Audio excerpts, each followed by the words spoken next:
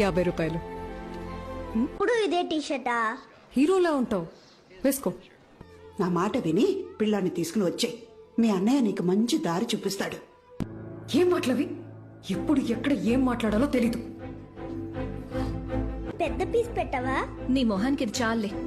Karthik, plate కింద పెట్టు. కానీ అమ్మా, కేక్ ప్లేట్ కింద పెట్టు. బావతో మాట్లాడుతున్నావు. అక్కర్లేదు, రా. అన్నయ్య, వెళ్తాం. ఏమైంది? భోంచేసి వెళ్ళవే. నిండిపోయింది. ఏమైంది? డబ్బు లేదనేగా. డబ్బుంటేనే మర్యాద, ప్రేమ అన్నీ వస్తాయి. సంపాదిస్తాను.